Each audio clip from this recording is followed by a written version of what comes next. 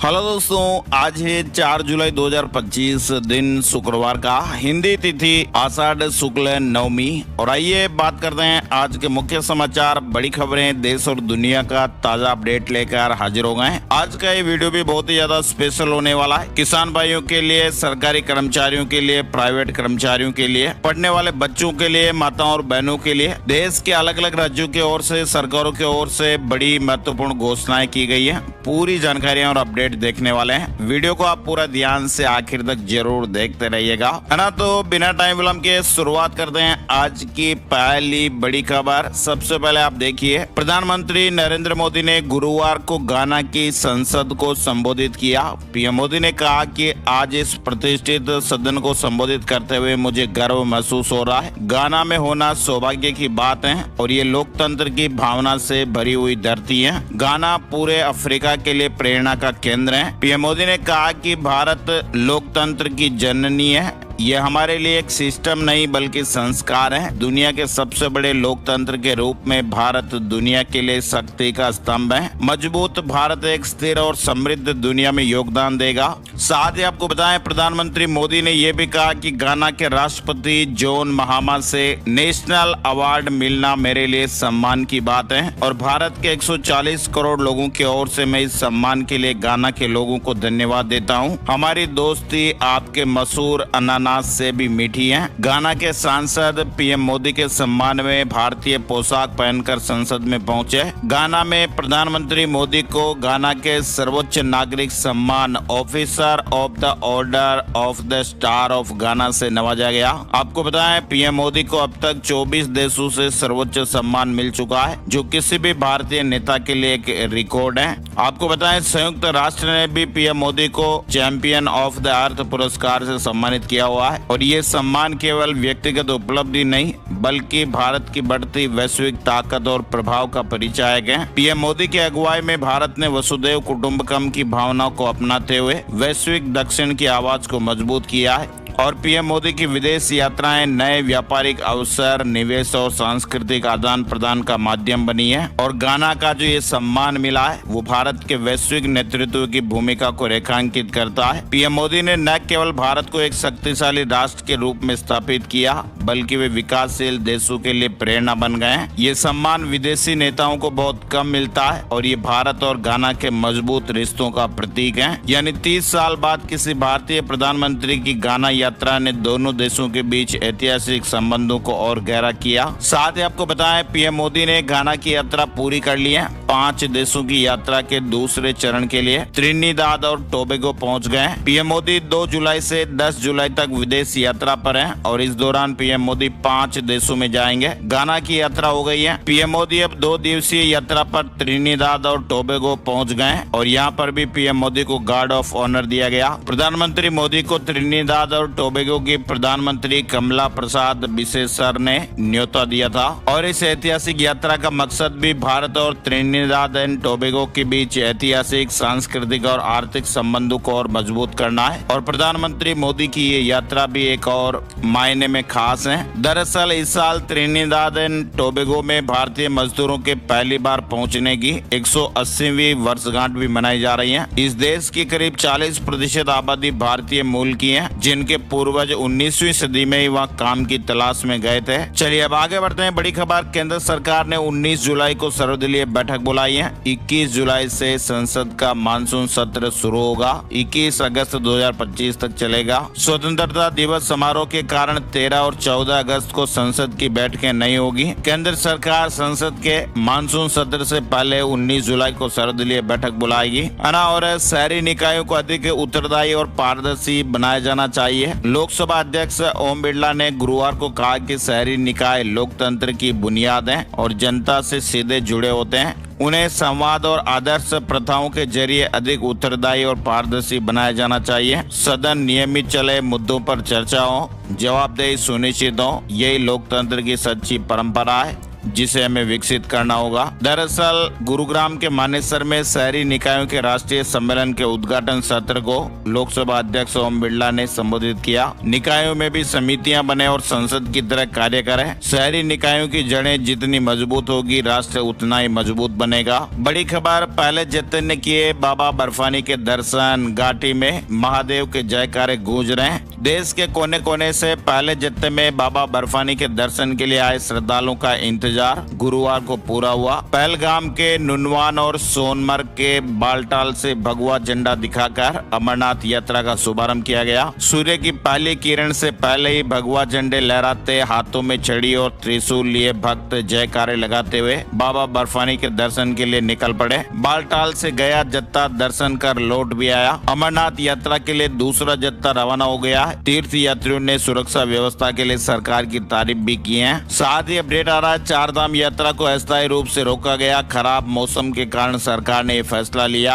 उत्तराखंड में जारी भीषण बारिश के बीच उत्तराखंड सरकार ने बड़ा फैसला लिया। सीएम पुष्कर सिंह धामी ने कहा कि चार धाम यात्रा को अस्थायी रूप से रोक दिया गया है। खराब मौसम के कारण ये फैसला लिया गया। उत्तराखंड में भीषण बरसात का प्रकोप जारी है। लगातार हो रही बारिश के कारण कई नदियां उफान पर है तो कहीं भूस्खलन देखने को मिल रहे हैं। इसलिए मौसम को देखते हुए चार धाम यात्रा को फिलहाल अस्थायी रूप से रोका गया है। मौसम के अनुसार यात्रा को आगे बढ़ाया जाएगा। चलिए बड़ी खबर दिल्ली से आ रही है। दिल्ली में पुराने वाहनों को नो फ्यूल आदेश वापस लेने की तैयारी हो गई है। दिल्ली सरकार ने वायु गुणवत्ता आयोग को लेटर लिखकर पुराने वाहनों पर ईंधन भरवाने की रोक को फिलहाल रोकने की अपील की है। ये जानकारी गुरुवार को पर्यावरण मंत्री मनजिंदर सिंह सिरसा ने दी। उन्होंने कहा कि जब तक ऑटोमेटिक नंबर प्लेट पहचानने वाला सिस्टम यानी ANPR पूरे NCR में पूरी तरह नहीं लग जाता, तब तक इस नियम को लागू न किया जाए। सरकार वायु प्रदूषण कम करने के लिए कई कदम उठा रही है और इसका असर जल्द ही दिखेगा। और ऐसे में राजधानी में अब पुरानी गाड़ियों की एंट्री पर जल्द ही बैन हट सकता है।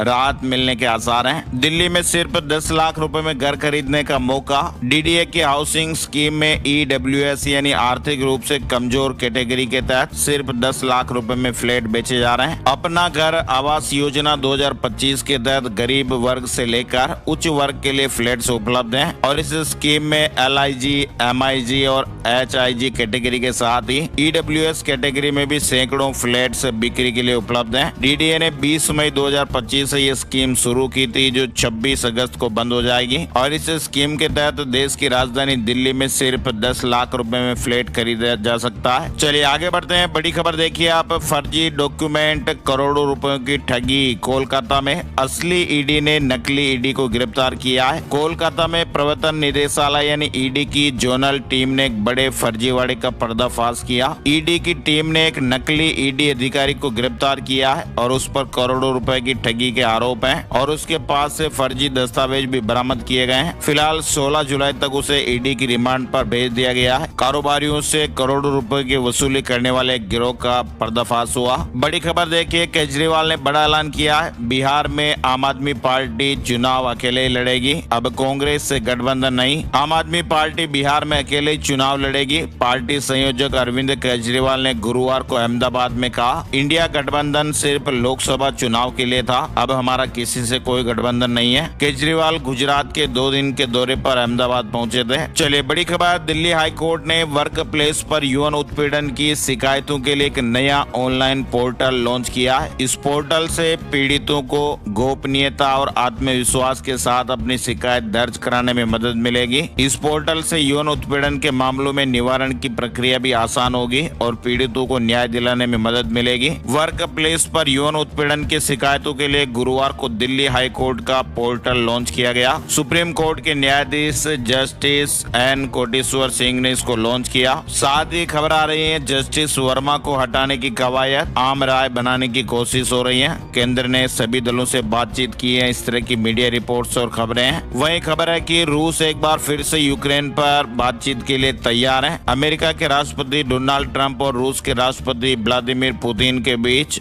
बातचीत में क्रेमलिन ने इस पर सहमति जताई। हालांकि रूस की ओर से जोर देकर ये कहा गया कि वे अपने लक्ष्य की प्राप्ति से पहले किसी भी कीमत पर नहीं रुकेंगे। यानी ट्रंप और पुतिन के बीच एक बार फिर लंबी बातचीत हुई है, लेकिन पुतिन ने ट्रंप को सीधा संदेश भी दिया, कहा कि बातचीत भले ही होगी लेकिन वह अपने लक्ष्य को पाने से पहले नहीं रुकेगा। बड़ी खबर देखिए आप, कांग्रेस के राष्ट्रीय अध्यक्ष मल्लिकार्जुन खड़गे आज शुक्रवार को तेलंगाना में कांग्रेस सम्मेलन को संबोधित करेंगे। चलिए बड़ी खबर गोवा से आ रही है। गोवा सरकार की नई पहल आप देखिए, विधवा महिलाओं को अब हर महीने मिलेंगे 4,000 रुपए। विधवा महिलाओं को अब 4,000 रुपए मासिक सहायता देने का फैसला किया गया। ये लाभ 21 वर्ष से कम उम्र के बच्चों वाली विधवा महिलाओं को मिलेगा। 21 साल की उम्र पार होने पर सहायता 2,500 रुपए मिलेगी और 21 साल से अगर उम्र कम है तो 4,000 रुपए हर महीने मिलेंगे। सहायता की ये घोषणा की गई है। चलिए इसके अलावा बड़ी खबर देखिए आप, गाड़ी चलाने वालों के लिए तो ये जरूरी अपडेट है ही। ड्राइवर की खुद की गलती से हुई मौत तो फिर बीमा कंपनी मुआवजा देने को बाध्य नहीं है। सुप्रीम कोर्ट ने बड़ा अपडेट दिया है। सुप्रीम कोर्ट ने फैसले में कहा कि लापरवाही या फिर स्टंट के कारण मरने वाले ड्राइवर के परिवार को मुआवजा देने के लिए बीमा कंपनियां बाध्य नहीं होंगी। कोर्ट ने कहा कि जब हादसा ड्राइवर की गलती से हो तो बीमा कंपनी जिम्मेदार नहीं होती है। तो ऐसे में ये सुप्रीम कोर्ट का जो महत्वपूर्ण फैसला है, ध्यान रखिएगा। अगर कोई भी ड्राइवर अपनी लापरवाही या तेज रफ्तार के कारण स्टंट करते हुए या फिर गलत तरीके से गाड़ी चलाते हुए अगर जान गंवा देता है तो उसके परिवार को मुआवजा देने के लिए बीमा कंपनियां बाध्य नहीं होंगी। और ये फैसला रफ्तार के शौकीनों के लिए और स्टंट करने वाले लोगों के लिए तो जरूरी है और ये एक सख्त संदेश भी है। बड़ी खबर देखिए, अमेरिकी संसद से पास हुआ one big beautiful bill. Donald Trump की ये बड़ी जीत है। अमेरिकी राष्ट्रपति डोनाल्ड ट्रंप का चर्चित वन बिग ब्यूटीफुल बिल गुरुवार देर रात पास हो गया है, जो उनके दूसरे कार्यकाल की प्रमुख उपलब्धि बताई जा रही है। इस विधेयक को सीनेट और हाउस ऑफ रिप्रेजेंटेटिव से पारित होने के बाद अब राष्ट्रपति के साइन के लिए भेज दिया गया है। अमेरिका को पशु आहार बेचने की अनुमति दे सकता है भारत। 9 जुलाई से पहले ट्रेड डील की कोशिश हो रही है, ऐसे अपडेट आ रहे हैं। वहीं आप देखिए, अंतरिक्ष से शुभांशु शुक्ला ने केरल और लखनऊ के छात्रों से सीधी बातचीत की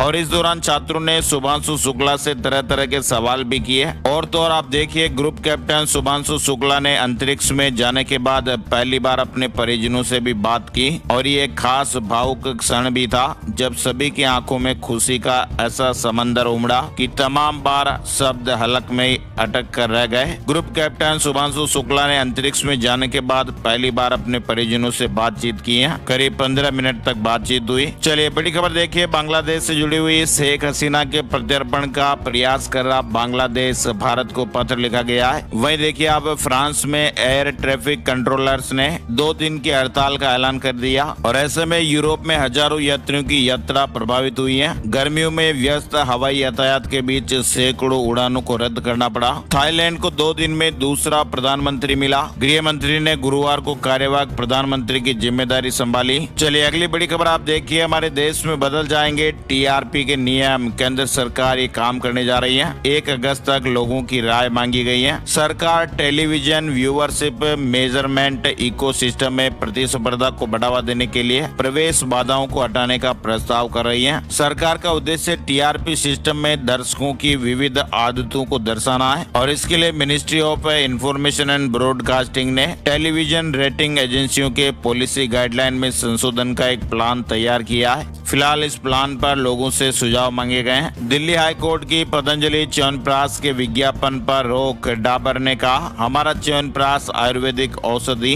और ऐसे विज्ञापन प्रोडक्ट को बदनाम कर रहे हैं। दिल्ली हाई कोर्ट ने गुरुवार को पतंजलि को ये निर्देश दिए कि वे डाबर च्यवनप्राश के खिलाफ कोई भी नकारात्मक या भ्रामक विज्ञापन न दिखाएं। चलिए बड़ी खबर हरियाणा से आ रही है। हरियाणा के फरीदाबाद में जिम में वर्कआउट करते समय 37 साल के एक युवक की हार्ट अटैक से जान चली गई। युवक का एक्सरसाइज करते हुए नीचे गिरने का वीडियो भी सामने आया है और वह बेहोश हुआ तो उसे सीपीआर देकर जान बचाने की कोशिश भी की गई, लेकिन होश नहीं आ पाया। जेपी नड्डा के पिता ने 100वां जन्मदिन मनाया। हिमाचल में विशेष पूजा अर्चना भी कराई। घर पर उत्सव जैसा माहौल रहा। कई नेता बधाई देने के लिए पहुंचे। हिमाचल में कुदरत ने बड़ी तबाही मचाई। अब तक कुल 69 मौतें हो चुकी हैं। 37 लापता बताए जा रहे हैं। हिमाचल प्रदेश में इस बार मानसून कहर बनकर टूटा है। बादल फटने, भारी बारिश और भूस्खलन ने राज्य के कई इलाकों में भारी तबाही मचाई है। बीते 72 घंटों के भीतर राज्य में बादल फटने की 14 और फ्लैश फ्लड की 3 घटनाएं दर्ज की गई हैं।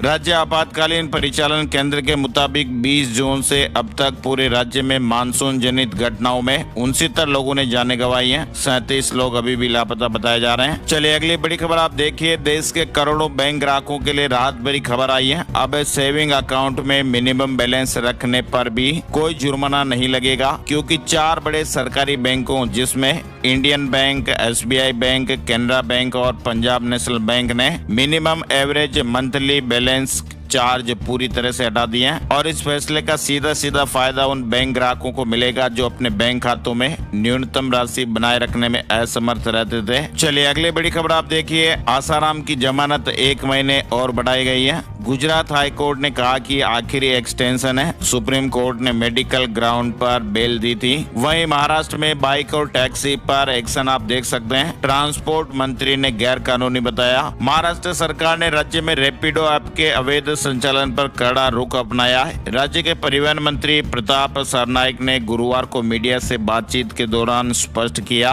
और कहा कि ओला और उबर जैसे परिवहन ऐप के जरिए रैपिडो प्लेटफॉर्म का अवैध उपयोग किया जा रहा है। ऐसे मामलों में संबंधित आवेदनों को बंद कर दिया गया। मंत्री प्रताप सरनाइक ने कहा कि राज्य में रैपिडो के जरिए टैक्सी सेवाएं दी जा रही थी, लेकिन परिवहन विभाग ने ऐसी किसी सेवा को अभी तक अनुमति नहीं दी है। हमने अभी तक रैपिडो को नए टैक्सी सेवा के लिए अधिकृत किया है और नए इसके लिए संचालन के लिए कोई नियमावली बनाई है और ऐसे में ये पूरी तरह से अवैध है। जब तक प्रस्ताव को स्वीकृति नहीं मिलती तब तक इसका इस्तेमाल गैर कानूनी माना जाएगा। साथ ही उन्होंने ये भी चेतावनी दी है कि जो लोग गैर कानूनी तरीके से इस ऐप का उपयोग कर रहे हैं उनके खिलाफ आपराधिक मामला दर्ज कर कड़ी कार्रवाई की जाएगी। इंडिगो के बोर्ड ऑफ डायरेक्टर में शामिल होंगे नीति आयोग के पूर्व CEO अमिताभ कांत। कंपनी ने घोषणा की है। आपको बताएं अमिताभ कांत ने भी पिछले महीने भारत के G20 शेरपा के पद से इस्तीफा दे दिया था। फिलहाल देश की सबसे बड़ी एयरलाइन कंपनी इंडिगो की पेरेंट कंपनी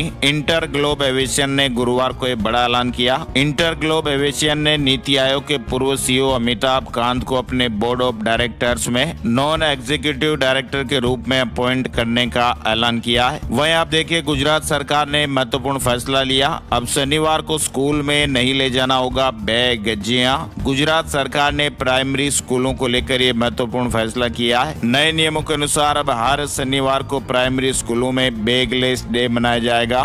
यानी सरकार के इस नए फैसले के तहत गुजरात में अब प्राइमरी कक्षा के बच्चों को हर शनिवार बिना स्कूल बैग के स्कूल जाना होगा। ये फैसला कक्षा 1 से कक्षा 8वीं के बच्चों के लिए सभी सरकारी और अनुदानित स्कूलों में ये फैसला लागू किया जाएगा। यानी शनिवार को बैगलेस डे रहेगा और पढ़ाई की जगह फिजिकल एक्टिविटी करवाई जाएगी। चलिए बड़ी खबर देखिए। अडानी एयरपोर्ट ने एक नई सुविधा शुरू की है जिससे अब यात्री सीधे उनके डिजिटल प्लेटफॉर्म के जरिए एयरपोर्ट लाउंज में एंट्री पा सकेंगे। अडानी एयरपोर्ट्स ने यात्रियों के लिए नई सुविधा शुरू की है। चलिए बड़ी खबर देखिए आप। डिजिटल अरेस्ट से ये जुड़ी हुई खबर है। लगातार हम आपको डिजिटल अरेस्ट से जुड़े अपडेट भी दिखाते हैं। आप देखिए CRPF के अंबिकापुर बटालियन में पदस्थ SI को ठगों ने 17 दिनों तक डिजिटल अरेस्ट में रखा। उनके आधार नंबर से दिल्ली में खोले गए खाते में 2 करोड़ रुपए का गैर कानूनी लेन देन होने का झांसा दिया और ठगों ने SI से 22 लाख रुपए की ऑनलाइन ठगी कर ली। और तो और ये रकम देने के लिए SI ने पत्नी के गहने तक गिरवी रखे और बेटे की FD तोड़कर राशि ठगों को भेजी। छत्तीसगढ़ से जुड़ी खबर आ रही है। CRPF का SI 17 दिनों तक डिजिटल अरेस्ट, 22 लाख रुपए गवा दिए। ठगों ने कहा कि 2 करोड़ का गैर कानूनी ट्रांजैक्शन हुआ है। लगातार हम आपको अपडेट बताते हैं कि डिजिटल अरेस्ट नाम की कोई चीज होती ही नहीं है, इसलिए आप सचेत रहें, अलर्ट रहें, सावधान रहें। बड़ी खबर देखिए। साइबर फ्रॉड पर कैसे लगेगी लगाम। गृह मंत्रालय से जुड़ी संसद की स्थायी समिति की बैठक में मंथन भी हुआ। गृह मामलों की संसदीय स्थायी समिति की बैठक बुधवार और गुरुवार 2 दिन तक चली। इस समिति की अध्यक्षता बीजेपी सांसद राधा मोहन दास अग्रवाल ने की और इस बैठक का एजेंडा रहा साइबर अपराध परिणाम, सुरक्षा और रोकथाम था। बैठक में साइबर अपराध के रोकथाम के मुद्दे पर विस्तार से चर्चा की गई। चलिए आगे बढ़ते हैं। बड़ी खबर देखिए, बिहार में विशेष गहन पुनरीक्षण यानी SIR प्रक्रिया के खिलाफ कांग्रेस सुप्रीम कोर्ट का दरवाजा खटखटाएगी। सर्वोच्च अदालत में आर्टिकल 32 के तहत याचिका दायर की जाएगी। कांग्रेस के मुताबिक ये राष्ट्रीय मसला है, बिहार तो सिर्फ शुरुआत और प्रयोगशाला है। कांग्रेस का कहना है कि ये मसला सिर्फ राज्य का मसला होता तो हाई कोर्ट जाते हैं। अगर सुप्रीम कोर्ट कहेगा कि हाई कोर्ट जाइए तब याचिका हाई कोर्ट में अनुच्छेद 226 के तहत दायर की जाएगी। झारखंड में विकास को रफ्तार मिली। नितिन गडकरी ने 2460 करोड़ की सड़क परियोजनाओं की सौगात दी है। साथ ही आपको बताएं, गूगल ने पिक्सल 6a स्मार्टफोन के लिए एक नया कदम उठाते हुए बैटरी परफॉर्मेंस प्रोग्राम की घोषणा की है और इसके तहत पिक्सल 6a के सभी उपयोगकर्ताओं को एंड्रॉइड 16 का अनिवार्य अपडेट दिया जाएगा ताकि डिवाइस में हो रही बैटरी ओवरहीटिंग की समस्या रुकेगी। वहीं गूगल ने एक बड़ी घोषणा की है, अब जीमेल, डॉक्स और अन्य ऐप में आपको कस्टम AI असिस्टेंट मिलेंगे। साथ ही आपको बताएं बड़ी खबर, राष्ट्रीय परीक्षण एजेंसी आज शुक्रवार को CUET UG परीक्षा के रिजल्ट घोषित करेगी। एडवांस में सभी अभ्यर्थियों को बहुत बहुत शुभकामनाएं, बधाई। इस परीक्षा में भी तकरीबन 13 लाख परीक्षार्थी शामिल हुए थे और सभी को रिजल्ट का बेसब्री से इंतजार है और रिजल्ट आज जारी होने वाला है। चलिए उत्तर प्रदेश से जुड़ा अपडेट देखिए। आप शिल्प ग्राम में शुरू हो रहे 3 दिवसीय आम महोत्सव में विभिन्न प्रजातियों के तरह तरह के आम लेकर प्रदेश भर से 100 से अधिक किसान पहुँच चुके हैं। लखनऊ के अवध शिल्प ग्राम में शुक्रवार से ही 3 दिन का आम महोत्सव शुरू होने जा रहा है। CM योगी आदित्यनाथ इसका शुभारंभ करेंगे। 800 से अधिक किस्मों के फल उपलब्ध रहेंगे। 3 दिन का आम महोत्सव आज से लखनऊ में शुरू हो रहा है। साथ ही आप देखिए, यूपी सरकार 30,000 युवाओं को विदेश भेजेगी। उत्तर प्रदेश में गुरुवार को योगी कैबिनेट ने 30 प्रस्तावों को मंजूरी दी है। पूर्वांचल एक्सप्रेसवे को लखनऊ आगरा एक्सप्रेसवे से जोड़ने का फैसला भी लिया गया और इसके लिए करीब 50 किलोमीटर लंबा लिंक एक्सप्रेसवे तैयार किया जाएगा। रोजगार को बढ़ावा देने के लिए सरकार पहली बार उत्तर प्रदेश रोजगार मिशन का गठन भी करने जा रही है। मंत्री अनिल राजभर ने कहा कि एक साल में 25 से 30,000 युवाओं को देश से बाहर और 1 से 2 लाख युवाओं को प्राइवेट सेक्टर में भी रोजगार उपलब्ध कराए जाएंगे। वहीं उत्तर प्रदेश के राजकीय महाविद्यालय में सहायक आचार्य भर्ती अब लिखित परीक्षा के जरिए होगी। अभी तक ये भर्ती इंटरव्यू के जरिए होती थी। JP सेंटर सोसाइटी भंग अब LDA संभालेगा। इसके अलावा अब किराए पर चलने वाले 2 पहिया, 3 पहिया, 4 पहिया वाहन, मैक्सी कैब, 7,500 किलो तक के माल वाहकों पर मासिक, तिमाही या सालाना टैक्स खत्म कर दिया गया है। अब एक मुश्त देना होगा इन वाहनों का टैक्स। अयोध्या में नेशनल सिक्योरिटी गार्ड यानी NSG हब बनाने के लिए 8 एकड़ जमीन केंद्र सरकार को देने का फैसला लिया गया। इसके अलावा सरकारी विभाग, निकाय और संस्थान पूर्व सैनिकों और होमगार्ड की सेवाएं JM पोर्टल के बाहर भी सीधे ही ले सकेंगे। गाजियाबाद में एक नया निजी विश्वविद्यालय भी खुलेगा। उत्तर प्रदेश भाषा संस्थान के कर्मचारियों की रिटायरमेंट उम्र बढ़ गई है। सरकार ने उत्तर प्रदेश भाषा संस्थान के कर्मचारियों को राहत दी। अब संस्थान के कर्मचारियों की सेवानिवृत्ति उम्र 58 साल से बढ़ाकर 60 साल कर दी गई है। ये मांग भी काफी समय से उठ रही थी, तो उत्तर प्रदेश की कैबिनेट बैठक में ये महत्वपूर्ण फैसले लिए गए। साथ ही आप देखिए, सरकार ने एक बड़ी सहूलियत दी है। शहरों में अब मकान के साथ ही आप दुकान भी बना पाएंगे। 18 मीटर की सड़क पर भी शॉपिंग मॉल बन सकेंगे। यूपी सरकार ने आवास और दुकान बनाने के नियमों में बड़ा बदलाव कर दिया है। कैबिनेट ने मंजूरी दे दी। 100 वर्ग मीटर के आवासीय और 30 वर्ग के व्यावसायिक भूखंडों पर निर्माण के लिए नक्शा पास कराने की बाध्यता को भी समाप्त कर दिया गया है। अब सिर्फ संबंधित विकास प्राधिकरण में रजिस्ट्रेशन कराने के बाद निर्माण कराया जा सकेगा। वहीं CM योगी आदित्यनाथ ने कहा कि आउटसोर्स सेवा निगम बनने से पूरे उत्तर प्रदेश के आउटसोर्स कर्मचारियों को हर महीने की 5 तारीख को सैलरी का भुगतान भी हो जाएगा। वहीं देखिए, आप यूपी में प्राइमरी स्कूलों के विलय पर हाईकोर्ट सख्त, सरकार से मांगी सर्वे रिपोर्ट। छत्तीसगढ़ से बड़ी खबर देखिए, शिक्षकों के विरोध के बाद पाठ्य पुस्तक निगम ने फैसला बदला है। किताबें अब सीधे स्कूल से ले पाएंगे टीचर्स। डिपो में बैठकर स्कैनिंग की अनिवार्यता खत्म हो गई है। वहीं छत्तीसगढ़ में किसान भाइयों के लिए भी गुड न्यूज है। डीएपी की जगह सरकार ने एनपीके और एसएसपी की व्यवस्था कर दी है, इसलिए किसान भाइयों को डीएपी खाद की किल्लत के चलते परेशान होने की जरूरत नहीं है। वहीं छत्तीसगढ़ में डिजिटल क्रांति की तैयारी के रूप में आप देखिए 5000 से अधिक मोबाइल टावर लगाए जाएंगे। साथ ही एक बड़ी खबर आ रही है, छतरपुर जिले में गड़ा गांव स्थित बागेश्वर धाम परिसर में एक टेंट गिर गया। लोहे का एंगल सिर में लगने से एक श्रद्धालु की जान चली गई। भगदड़ में 8 लोग घायल भी हो गए। यह हादसा गुरुवार सुबह करीब 7 बजे आरती के बाद हुआ। बारिश से बचने के लिए श्रद्धालु टेंट के नीचे इकट्ठे हुए थे। बागेश्वर धाम में टेंट गिरने से ये हादसा हो गया। धीरेन्द्र शास्त्री ने कहा कि 2 दिन के कार्यक्रम रद्द कर दिए गए। धाम पर होने वाले सांस्कृतिक कार्यक्रमों को स्थगित किया गया है। भोपाल में ब्लिंकिट डिलीवरी बॉय की हड़ताल, प्रति किलोमीटर दर घटी, इंसेंटिव भी कम है। 4 दिन तक काम बंद करने का ऐलान किया है। साथ ही आप देखिए शॉपिंग मॉल, बाजार, कारखानों में रात में काम कर सकेंगी महिलाएं। मध्य प्रदेश सरकार ने सशर्त मंजूरी दे दी है। सुरक्षा की व्यवस्था नियोक्ता को करनी होगी, यानी मध्य प्रदेश में शॉपिंग मॉल, बाजार और कारखानों, प्रोडक्शन यूनिट्स में अब महिलाएं भी दिन रात काम कर सकेंगी। राज्य सरकार ने शर्तों के साथ महिलाओं के रात में काम करने की सहमति दे दी है। मध्य प्रदेश में 19,504 पदों पर आवेदन का आज अंतिम दिन है। आंगनबाड़ी कार्यकर्ता और सहायिका की वैकेंसी है। अंतिम तिथि 4 जुलाई है। साथ ही आपको बताएं, मध्य प्रदेश सरकार की महत्वाकांक्षी प्रतिभाशाली विद्यार्थी प्रोत्साहन योजना के तहत मध्य प्रदेश के 94,234 मेधावी अभ्यर्थियों को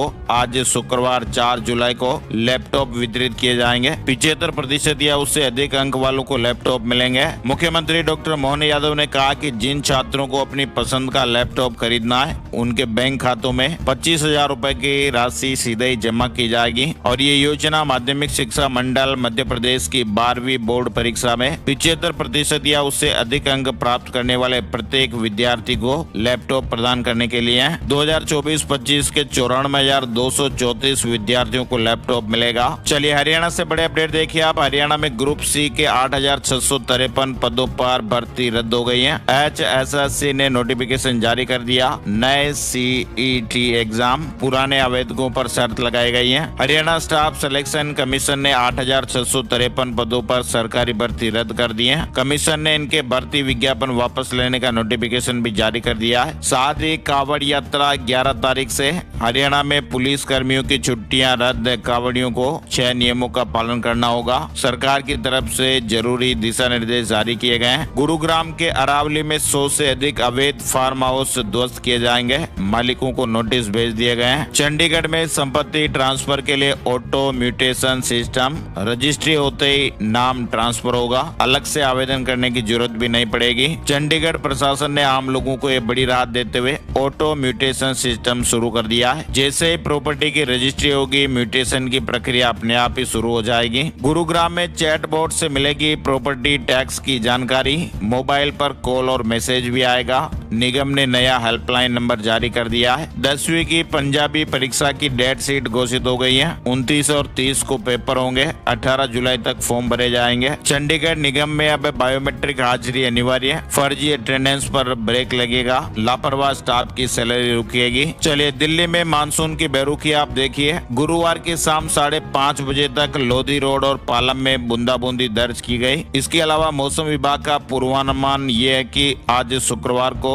दिल्ली में आसमान में आंशिक रूप से बादल छाए रहेंगे। गर्जन वाले बादल बनने, बिजली चमकने और बहुत हल्की से हल्की बरसात होने के आसार रहेंगे। राजस्थान मानसून अपडेट में आपको दिखाएं, 3 जिलों में आज भारी बारिश का अलर्ट है। राजस्थान के पश्चिमी जिलों में मानसून एक्टिव हो गया है। मौसम विज्ञान केंद्र जयपुर ने 4 जुलाई को जयपुर, दौसा और टोंक जिलों में भारी बारिश का ऑरेंज अलर्ट जारी किया है। शेष सभी जिलों में, गंगानगर जिले को छोड़कर सभी जिलों में येलो अलर्ट जारी है। शेयर मार्केट न्यूज अपडेट में आपको बताएं, सेंसेक्स 170 अंक गिरकर 83,239 के स्तर पर बंद हुआ। निफ्टी में 48 अंकों की की गिरावट रही और ये 25,405 के स्तर पर बंद हुआ। राजस्थान के नए डीजीपी राजीव शर्मा ने संभाला पदभार, 2 साल का कार्यकाल होगा। उन्होंने कहा कि राज्य को पुलिसिंग में पूरे देश में मॉडल बनाएंगे। चित्तौड़गढ़ के सावलिया सेठ मंदिर में एक महीने में 29 करोड़ 22 लाख रुपए का दान मिला है। इसके साथ ही 994 ग्राम सोना और 142 किलो चांदी भी मिली है। साथ ही आपको बताएं, राजस्थान में 10 लाख से ज्यादा कैंडिडेट को अब वन टाइम रजिस्ट्रेशन में केवाईसी अपडेट करनी होगी। इन कैंडिडेट को आधार और जन आधार नंबर जोड़ने के लिए स्टेट रिक्रूटमेंट पोर्टल पर 7 जुलाई से आवेदन करना होगा। बिना अपग्रेडेशन के कोई भी कैंडिडेट अब किसी भी वैकेंसी में फॉर्म नहीं भर सकेगा। वर्तमान में वन टाइम रजिस्ट्रेशन यानी OTR में